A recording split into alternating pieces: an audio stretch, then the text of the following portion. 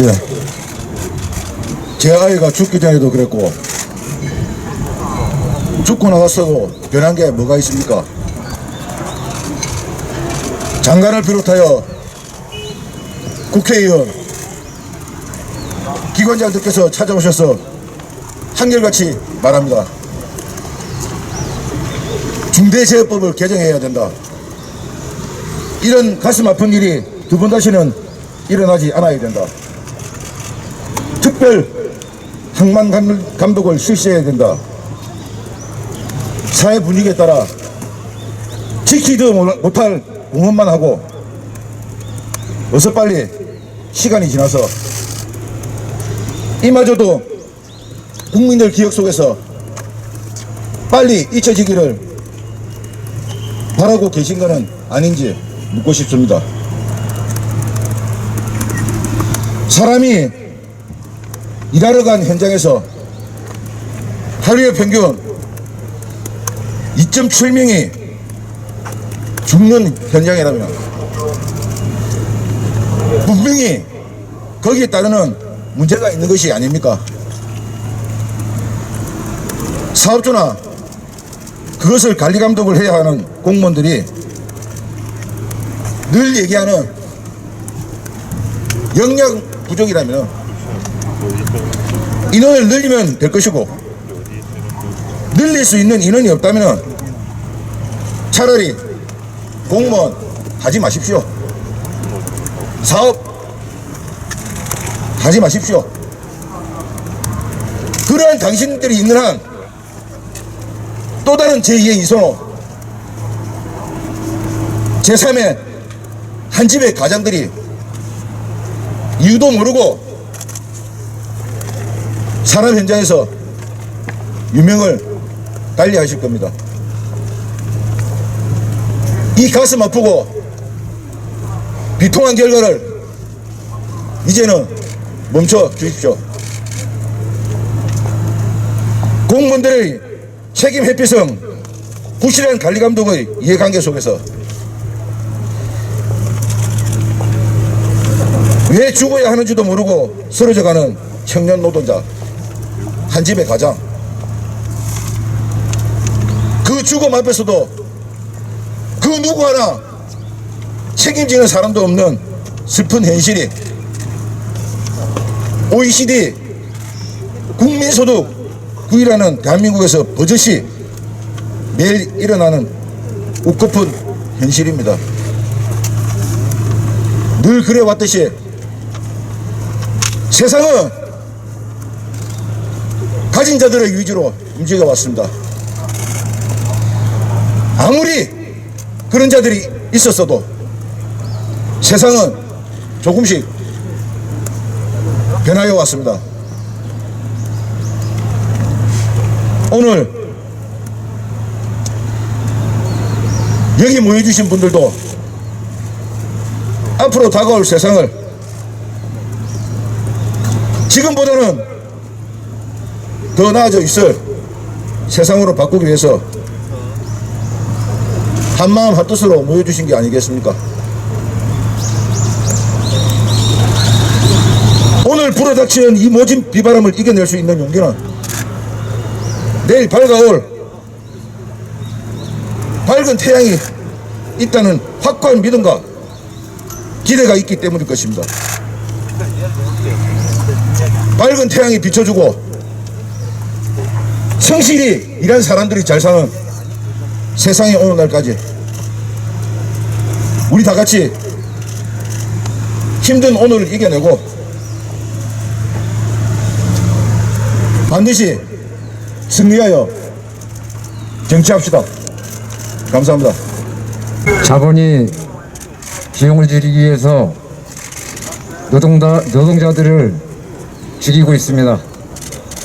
정부나 관할관청은 산업 현장에서 실제로 일하다 죽거나 다치는 노동자가 얼마나 되는지 제대로 아시는지요?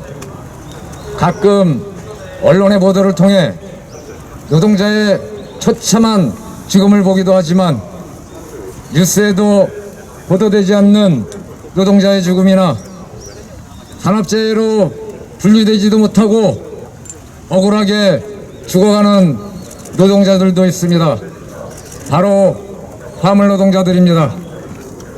차량 낙하 사고로 불구가 되었는데 사측의 선의로 산재 적용이 되어 치료를 받았지만 이후로 산재 적용 대상이 아니라고 근로복지공단으로부터 구상권을 청구받는 노동자도 있었습니다. FR 컨테이너를 접다가 발명이 껴서 다치는 사고가 발생했는데 산재 적용은커녕 보상조차 없습니다. 바로 엊그제 일입니다. 제품을 상차하던 중 떨어진 제품에 맞아 그대로 사망한 화물 노동자도 제대로 된 보상조차 받지 못하는 것이 현실입니다. 그나마 노조에 가입되어 있거나 할 경우에는 누구인가가 문제 제기라도 해주지만 대다수의 노동자들은 억울한 죽음으로 붙여버리고 마는 것이 현실입니다. 현장에 안전관리자가 있다 하더라도 대부분 형식적인 관리가 대부분입니다. 모든 안전에는 비용이 들어가는데 그 비용의 주체는 사업주이기 때문입니다. 비용 절감이 최우선 목표인 자본으로부터 안전에 대한 비용을 청구해야 하는 안전관리자가 과연 안전을 위해서 사주의 눈치를 보지 않고 비용을 지출할 수 있을지 의문입니다. 사업장에서 벌어지는 안전사고의 모든 책임이 사업주에게 돌아갔다면 어느 사업주가 그 책임을 방기하겠습니까? 이번 쌍용 CMB의 사고에 대해서도 화물연대와 사측은 모든 안전에 대한 조치와 재발방지 약속을 받았지만 안전관리자가 본인이 처벌받을까 두려워 스트레스 때문에 병원에 다녀왔다는 이야기도 들었습니다. 사업장 내에 안전불감증과 인명경시풍열을 없애고 노동자들이 안전해지기 위해서는 중대재해처벌법이 더욱더 강화되어야 합니다. 사업장 내에서 벌어지는 모든 사고의 책임을 사업주가 지지 않는다면 노동자들의 죽음은 없어지지 않을 것입니다. 사람의 목숨과 안전을 담보로 수익을 창출하는 시대는 처음부터 없었어야 합니다. 중대재해처벌법 제정으로 기업 경영에 부담을 느낀다는 기업들이 있는데 이 말은 역설적으로 노동자가 더 많이 죽거나 다쳐야 기업이 부담스럽지 않다는 말로 기업 스스로가 노동자들의 목숨값으로 부를 축적해왔다는 고백으로 들릴 뿐입니다. 화물연대는 더 이상 조합원을 포함한 화물 노동자들이 자본의 이윤을 위해 희생당하고 억울하게 죽어가는 죽음을 두고만 볼 수 없습니다. 6월 18일 경고 파업을 시작으로 화물 노동자의 인간다운 삶을 위한 투쟁을 시작합니다. 정부는 이제부터라도 노동자들의 안전한 삶을 보장하는 법제도 개선과 함께 해주기를 엄중히 경고합니다. 감사합니다. 1월 달에 국회에서 역사적인 중대재해처벌법이 통과가 됐습니다. 당시에 많은 시민들의 10만 입법 청원으로 입법 취지와는 맞지 않게 사실은 많은 부분 후퇴된 조항이 포함돼서 통과된 게 사실입니다. 그러나 그 역사적인 중대재해처벌법이 갖는 의미를 알기 때문에 많은 부분 동의한 부분이 있지만 단서 조항이 있었죠. 5인 미만 사업장이나 50인 미만 사업장에서 계속적인 산재 사망이 늘어난다면 개정할 것이라는 것을 우리는 확답을 받고 국회에서 논의된 걸로 알고 있습니다. 실제 5인 미만 사업장이 배제되고 50인 미만 사업장이 3년 유예되는 과정에서 실제 많은 대부분의 산재 사망 사고가 그곳에서 일어나고 있지만 그것을 법적으로 그렇게 배제하고 유예함으로써 얼마나 많은 사고가 지금도 일어나고 있는지 우리는 똑똑히 보고 있습니다. 그래서 정치권과 국회는 틀렸고 국민이 옳았다는 것이 검증되고 있는 것입니다. 2월달 청와대에서 시행령 관련한 입법 예고가 있다고 알고 있습니다. 새롭게 개정되어야 합니다. 몇 가지 방향에서 제기하겠습니다. 중대재해기업처벌법 운동본부에서 얘기했던 그대로입니다. 첫 번째, 인과관계의 추정에 빠져 있습니다. 아직도 산재 사망 당한 당사자가 그 가족이 그 인과관계를 입증해야 되는 이런 어처구니없는 상황에 처해 있습니다. 인과관계 추정법 추정이 반드시 삽입되어야 할 것입니다. 그리고 원청 사업주가 처벌되어야 합니다.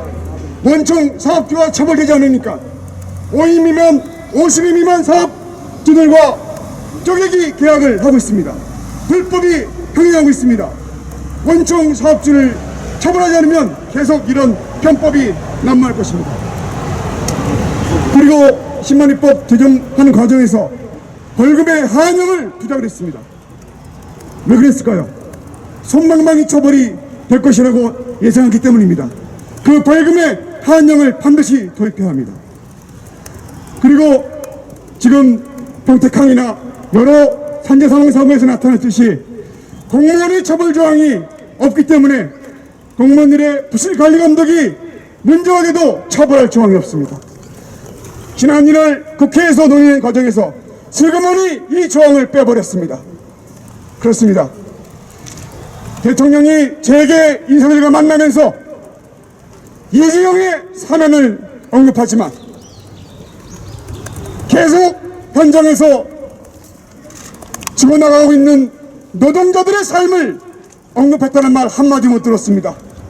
지금 당장 노동자들을 만나서 이 증차대화 문제, 이재용 사면보다도 100배, 1000배, 1000배 중요한 노동자들의 사망사고, 이 문제에 대한 근본 대책을 세우길 촉구합니다.